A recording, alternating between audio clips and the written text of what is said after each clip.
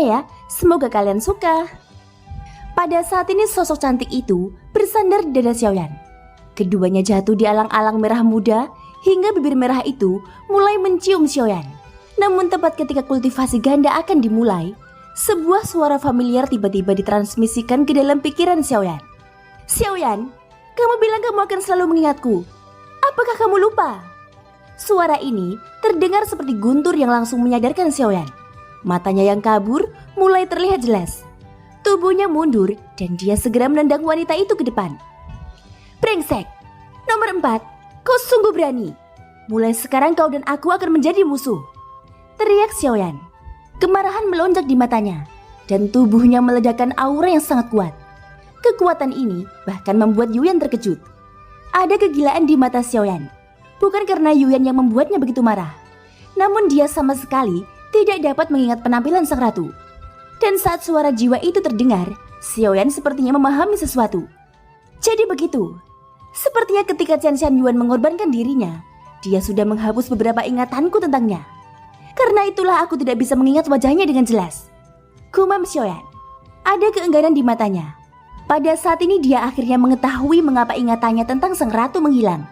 Bukan karena Yuyan bisa menyentuh ingatannya, namun bersamaan dengan ilusi Yuyan untuk memikat Xiaoyan, sehingga fantasi yang muncul akan menyerupai orang yang paling dia pedulikan.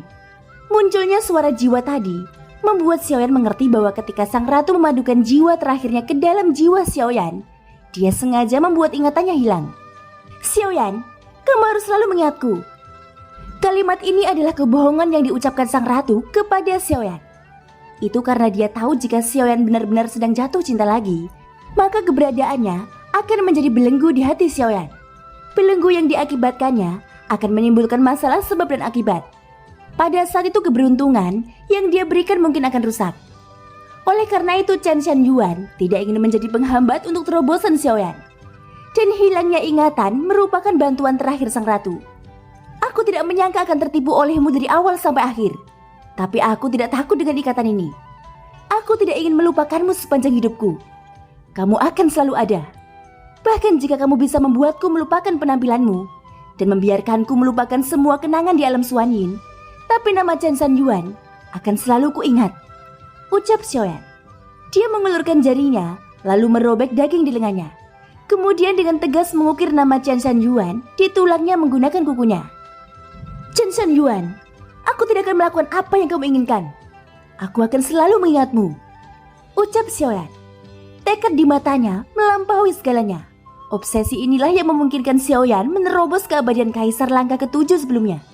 Setelah melakukan semua ini, tatapan Xiaoyan yang semula muram menjadi kejam ketika menyapu wanita di depannya. Nyala api melonjak keluar dari tubuhnya. Medan di mana dia berada saat ini merupakan rawa alang-alang berwarna merah muda. Namun dalam sekejap mata, ditempati oleh nyala api yang menyembur keluar dari tubuh Xiaoyan. Itu meluas hingga menjadi lautan api 3 warna. Di udara, sebuah matahari yang terbentuk dari 3 jantung api berwarna hitam ungu dan putih ditangguhkan. Dan di sebelah 3 matahari ini, ada juga 3 pilar petir yang menopang dunia. Dari kelihatannya, Xiaoyan benar-benar akan menciptakan domain dewa abadinya lagi. Sejak dia menghancurkan diri sendiri untuk melawan Tianxun, dia tidak pernah menemukan kesempatan untuk membentuk kembali domain dewa abadinya. Sekarang dia memiliki kekuatan yang sangat kuat selama proses keberuntungan roh dunia di tubuhnya. Dengan demikian, dia meletakkan dasar untuk membentuk kembali domain dewa abadinya. Xiaoyan perlahan mengambil langkah ke depan. Api di bawah kakinya langsung menyebar. Kemanapun nyala api itu lewat, alang-alang merah muda berubah menjadi abu dan menghilang. Ketika melihat di atas, pemandangannya seperti 2 langit yang berbeda. Separuh langit dipenuhi api dan setengahnya adalah dunia merah muda. Pada saat ini keduanya bersaing satu sama lain untuk mendominasi wilayah. Mata Xiaoyan menjadi jelas sekarang. Dia tidak lagi di bawah kendali Yuyan. Dan matahari 3 warna di langit terus mengeluarkan api yang mengerikan. Itu mulai mengambil lebih banyak ruang. Sepertinya alam merah muda milik Yuyan akan terbakar menjadi abu. Sudah lama sekali sejak seseorang mampu menerobos domain dewa abadiku. Kau menang kali ini, ucap Yuyan. Domain dewa abadi pecah dan menghilang. Sosok Xiaoyan dan Yuyan muncul kembali di dunia pasir kuning. Mengenai apa yang dilakukan Yuyan sebelumnya, mata Xiaoyan sangat suram. Suasana hatinya sedang buruk sekarang. Beri aku kekuatan yang cukup untuk menekannya. Jika tidak, aku tidak akan membantu alam iblis kuno. Ucap Xiaoyan berkata dengan marah. Dia berbicara dengan roh dunia iblis kuno. Itu tergantung pada apakah kehendak roh dunia percaya pada Xiaoyan.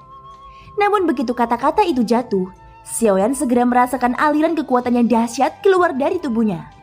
Matanya tertuju pada Yuyan. Menginjak guntur jile, dia langsung muncul di atas kepala Yuyan. Xiaoyan tidak peduli dengan wanita telanjang di depannya. Hatinya sudah dipenuhi kemarahan. Dia tidak lagi memiliki kesan baik sedikit pun kepada Yuyan. Jika Yuyan adalah tiruan dari si nomor 4, mulai sekarang dia akan dianggap sebagai musuh. 7 tinju dewa pembunuh, teriak Xiaoyan. Kelima jarinya mengepal dan mewujudkan kekuatan yang tak tertandingi. Pukulan ini akan menjadi yang terkuat di antara semua serangan yang pernah dilepaskan Xiaoyan. Yuyan mengangkat tangannya, lalu menembakkan 5 jari cahaya. Dengan dentuman keras, tinju Xiaoyan benar-benar langsung memecahkan serangan dari seorang keabadian dewa. Mata Yuyan sedikit menyipit, dan semua orang termasuk Jimmy di kejauhan langsung tercengang. Xiaoyan tidak berhenti, sosoknya sekali lagi menukik ke arah Yuyan. Yuyan melambaikan tangannya, jaring cahaya muncul di langit dan mengurung Xiaoyan. Segel! Ucap Yuyan sambil membuat gerakan meremas.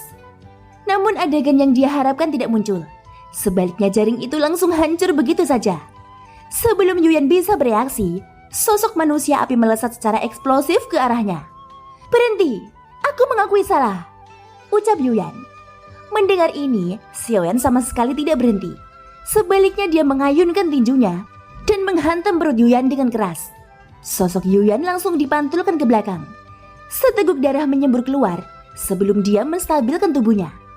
Jika kamu tidak mau berkultivasi ganda denganku, lupakan saja. Apakah kamu masih berencana membunuhku? Ucap Yuyan meraung marah sambil menyeka darah di sudut mulutnya. Xiaoyan tampak dingin. Dia tidak ingin berbicara omong kosong dengannya. Sosoknya berkedip dan menghilang dari tempatnya. Ketika dia muncul lagi, dia sudah berada tepat di depan Yuyan. Tangannya yang mengandung kekuatan dahsyat langsung mencengkram leher Yuyan. Sebagai klon, tidak apa-apa untuk kehilangannya. Bukankah ini yang kamu katakan sebelumnya? Ucap Xiaoyan berkata dengan dingin. 5 jarinya terus mengerahkan tenaga. Sepertinya Xiaoyan berniat mematahkan lehernya sampai hancur. Dengarkan aku. Selama kamu melepaskanku, aku bisa memberimu tiruan yang ditinggalkan oleh Shizun. Itu juga bisa dianggap sebagai hadiah permaafanku. Sebelumnya, kamu sangat menggoda, sehingga aku sangat sulit mengendalikannya. Ucap Yuyan berkata dengan suara serak. Walaupun demikian, bibir merahnya masih menyunggingkan senyuman. Xiaoyan mengerutkan keningnya. Kemarahan di hatinya belum hilang. Tapi setelah mendengar tentang tiruan Shizun, seketika dia sedikit ragu. Meskipun tindakan Yuyan sangat tercela dan membuatnya marah, tapi sekarang dia membutuhkan lebih banyak kekuatan. Tentu saja setelah sedikit tenang saat ini, Xiaoyan sebenarnya tidak ingin menjadi musuh Yuyan di dalam hatinya. Terlebih lagi pihak lain merupakan orang inti di dunia pertemuan iblis. Tidak akan ada manfaatnya bagi Xiaoyan untuk menjadikannya musuh. Aku tidak suka diperlakukan seperti itu. Tolong jangan ulangi lagi, ucap Xiaoyan berkata dengan dingin. Setelah mengatakan itu, Yuyan mengangguk patuh. Baru kemudian Xiaoyan melepaskan cengkeramannya di lehernya. Pakailah bajumu terlebih dahulu, ucap Xiaoyan.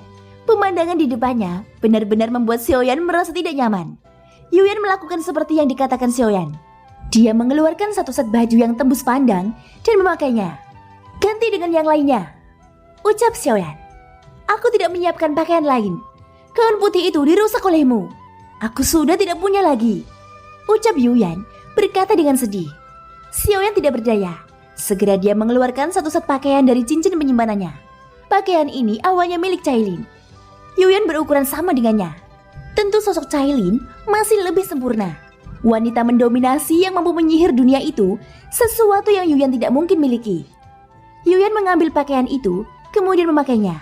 Senyuman bahagia muncul di wajahnya. Pas sekali. Mungkinkah kamu mempersiapkannya untukku sebelumnya? Kau juga nafsu padaku, ucap Yuyan. Setelah mengenakan pakaian, Xiaoyan melihatnya lagi. Dia merasa tidak berdaya setelah mendengar apa yang dikatakan Yuyan. Jika bukan karena tawaran klon Shizun yang membangkitkan minatnya, Xiaoyan mungkin benar-benar membunuhnya tanpa berpikir panjang. Hehehe, wah Yuyan. Emangnya Xiaoyan lelaki apaan?